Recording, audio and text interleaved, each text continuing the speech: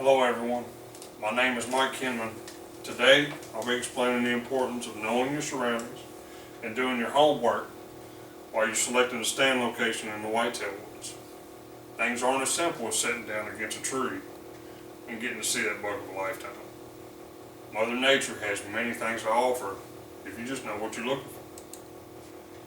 Deer sign is one of the most important aspects in evaluating your farm, your lease, or public access. Old sign usually comes in the form of tracks, hair, old rubs, scrapes on the ground that have been used by whitetails in the past, and it's a good indication the deer will return to that area. New sign means whitetails are currently using the area.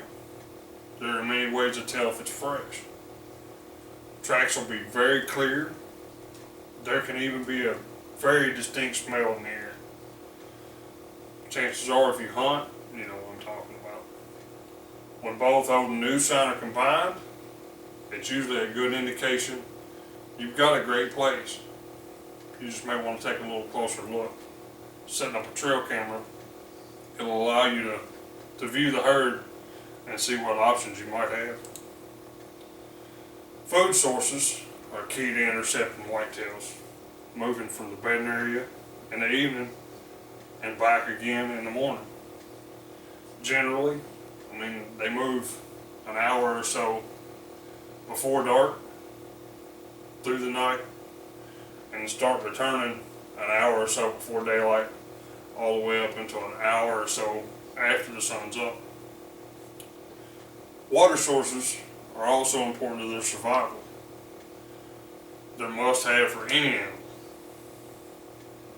Most whitetails choose a water source they can move to in daylight without having to leave cover. They'll use these water sources during the summer and fall, even into the winter, if they're not frozen over. Deer prefer to move as little as possible during daylight, so having that secluded stream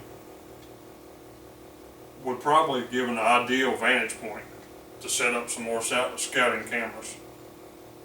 A combination of both food and water within a couple hundred yards allow a hunter or photographer to be able to observe the whitetails and effectively assess the herd, allowing you to make them a little more predictable, maybe even give you a pattern to get you in there a little closer. Seclusion and cover usually go hand in hand.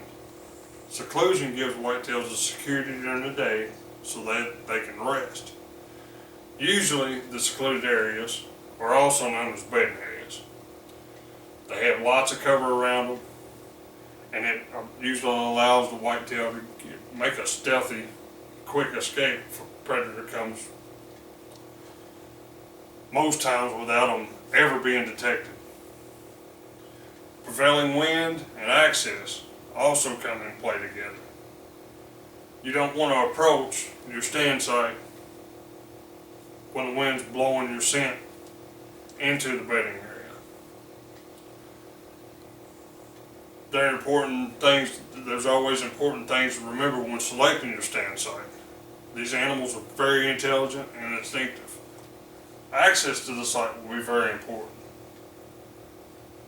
You always want to approach your stand site with the wind in your face and make sure you stay in cover and concealment so that you remain undetected.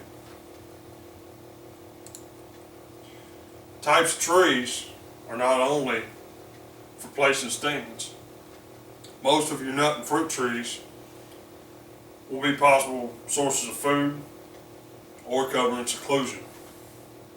You should scout these areas very thoroughly, looking for any signs of whitetail movement. Visibility is important for the whitetail and the hunter. You should always choose an area that will allow you to be seen or to see and not be seen. You can use natural cover from the surrounding area to help conceal your movements. In conclusion, we've covered a few things that someone must know to be successful. when they pursue these elusive creatures. Old and new sign, food and water sources, seclusion and cover, prevailing wind and access. When you combine all these areas while scouting your new lease, your family-owned property, whatever it may be, you'll always increase your odds for success, whether it's taking pictures, videos, or that shot of a lifetime.